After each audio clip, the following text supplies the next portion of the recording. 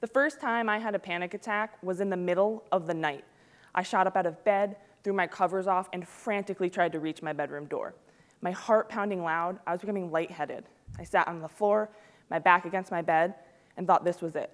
I was about to die, and Zac Efron would never know how much I loved him. Living with anxiety disorders, because you know that I have more than one, is not something I thought I would be able to do.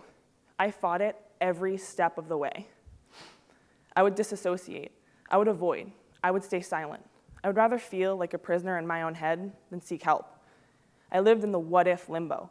What if I never succeed? What if I can't be loved? What if I'm judged, mocked? What if no one understood? Panic attacks, generalized anxiety, and PTSD weaved their way into my life.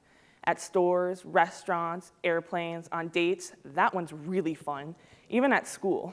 Let me tell you, having a panic attack in the middle of a psychology class, though very on brand for me, still haunts me. I had been sitting at my desk as my heart started racing, my body shaking. I began breathing erratically, and I knew I had to get out. If crawling out of my skin had been an option, I would have taken it. That's the day I really learned that our ignorance about mental health leaves little space for compassion, little space for empathy. That's also the same moment I began hating my disorders, which inevitably led to hating a part of myself. I was physically and emotionally exhausted, always uncomfortable, unsafe, scared. My brain was like a broken radio, stuck on one terrible station, playing the same annoyingly catchy song over and over and over again. And of course, it was high school, so teenagers didn't let it go. They laughed and made jokes, and I forced myself to laugh along with them, like, yeah, hi, how crazy am I? Oh my God, so crazy, yes. I internalized every word and carried those stigmas with me. What no one knew was that inside, I begged myself to stop, to be normal. I thought if I tried hard enough, I could get rid of my anxiety disorders. I'll let you in on a little secret. You can't. That particular afternoon, I had gone home feeling defeated. I tried deep breathing, distractions, anything to try and distance the impending panic. So I made cookies. I took all my angst, my sadness, my anger, my shame, and I put it into those cookies. I was able to take something ugly and painful and mix it up and make something full of goodness and beauty. And it didn't hurt that they tasted delicious. Baking quickly became a tool I could always use to find control in a rather uncontrollable mind. Most importantly, though, I just felt better. It brought my body and mind relief. So the next time I felt scared and out of control, I baked again. I still had anxiety. I still had panic attacks. I still went to lots and lots of therapy, but I also baked. And this is how it helped save my life. I'm sure some of you know how baking can help with daily anxiety, given I couldn't buy flour for weeks when quarantine first began. Well, good news to all my fellow anxious bakers. In 2018, a review article in the Journal of Health, Education, and Behavior looked at multiple small studies that show links between cooking and psychological well-being. In other words, keep that bread coming, or venture into new territory. When I first started out, I was determined to make macarons. Now, I was told they would be incredibly difficult and wouldn't work. And they were right. They didn't work. But I still tried again, and those were worse. By the 5th time, I finally made edible ones. And that's when I discovered I don't like macarons. But I wasn't frustrated with myself. I was proud. And I know you might be thinking, this woman was proud because she made macarons, but it wasn't just the result. It was the action of trying something new I was so proud of. And I didn't care that I failed 4 other times. I didn't care what anyone thought. Trust me, that was a new feeling. I know that trying something new can be risky. It may seem bigger, more gravity if it doesn't go well. But the rewards could be the same level of accomplishing your own macaron. And maybe it's not food-based. Maybe you go for that promotion. Maybe you turn your phone off and disappear into self-care. Or you call that therapist and it changes your life. And that's incredible. My high anxiety friends out there know that's not something you just wake up and do. In the US alone, there are 40 million adults with an anxiety disorder. It's the most common mental illness in the country. But you might not have known that because we don't talk about it.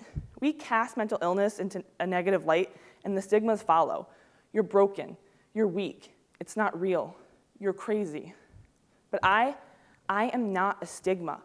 I am not here to be the crazy girl from your psych class. I am a daughter, a sister, an aunt, a dog mom, friend, chocolate lover who loves to bake. I am human. I may make mistakes, but I am not broken. I am not weak. And I am here to tell you, the cultural shift, the challenging of stigmas, can start with your own acknowledgement of your own bias, then take steps to change. The next time your friend tells you that they're going to therapy, don't respond with the ever-annoying, why? Oh my God, what's wrong? Instead, encourage them. Encourage them like you would if they told you they were going for a promotion. Celebrate their decision like you would if they told you that they got that job. Be there, because sometimes we all need support. Asking for help is terrifying and anxiety-inducing. I mean, I had a panic attack when I told my mom the scariest 3 words. I need help. And she did what I couldn't. First, she understood me through my incredibly loud sobs. Then, she found me a specialist. Heck, she even made the appointment for me. Sometimes you can go it alone, and sometimes it takes a village. It's always okay. That first day in my therapist's office, the fear I had been feeling, the apprehension, the judgment, it was met with compassion. The feelings, the actions were validated. I was enough. I was enough when I panicked every night for a week straight. I was enough even when I didn't believe it. As I stand here on this stage, scared I might trip on this rug, I know even if I land flat on my face, I'm still enough. Despite my awareness and sometimes understanding of my disorders, there are still days when I need a little extra help. Baking provides me with a healthy outlet for expressing emotions and a control that is all mine. Unfortunately, control isn't always guaranteed in life. That's one thing that my mind really, really hates. When I survived stalking and sexual assault, my anxiety, PTSD, and panic disorder were amplified. I had fought for my life only to live in complete isolation. The inability to cope with the smallest changes drove me to a place of solitude, to a place of silence, and I never expected to leave. I was paralyzed by a frantic need for control. I always had to sit with my back towards a wall, at the end of a table. I had to know where an exit was at all times. I was labeled as high-strung, paranoid, called crazy, unstable. Their judgments inflamed my worst thoughts about myself. And so I fell back into the what-if limbo. What if it was my fault? What if I'm judged, not believed? What if I can't survive this? What if no one understands? My therapist encouraged me toward mindfulness-based treatments. Yoga, meditation, journaling, you name it, I've probably tried it. But really, she just wanted me to bake again.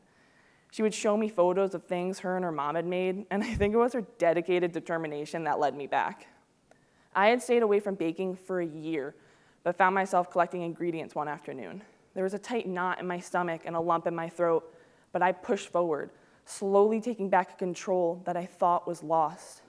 I cried the entire time as I baked those cookies. I forgot to set a timer, and they burned, so I cried a little harder. I put the next batch in and continued to cry, to just let it out. Those cookies tasted awful. There was too much salt, not enough chocolate. They were in the oven for far too long, but I didn't care. They were my power cookies. When baking, I pay attention to myself in the moment. Everything else becomes distant. I measure, pour, stir. In the midst of panic, it's my natural routine. Measurements are controlled, and there's a structure to baking, a complexity and mindfulness that brings me peace. I can get lost in a focaccia and find my way in between a tiered cake. The first time I got dumped, I baked some chocolate chip cookies. That time I let my friend color and cut my hair. Pie didn't fix it, but it tasted great. After my first diagnosis with an autoimmune disease, banana bread seemed like the right choice. Panic attack, first thing in the morning, muffins. Always muffins. The dude that told me I'd be prettier if I were smaller, I made stuffed cupcakes. Some people like some extra filling, and those are my people. Anxiety, just because it's a Tuesday, I needed it out. Giving a talk on a stage in front of cameras, chocolate bundt cake took some of my never good enough feelings right into the oven. I understand not every person will find safety and comfort in baking like I have.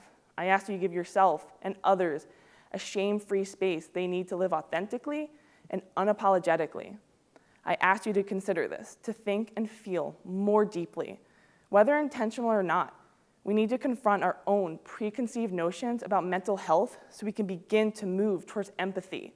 I ask you to be vulnerable, to be honest with how you feel, because your feelings do not make you weak. We all have off days, days when we don't measure up, and that's okay. We have to forgive ourselves for what we think is weakness, what we see as failure. I learned to meet this new part of me with compassion and acceptance. Some days I smile, and some days I cry. Some days I talk to my therapist twice, and some days I put it all into a batch of cookies. Thank you.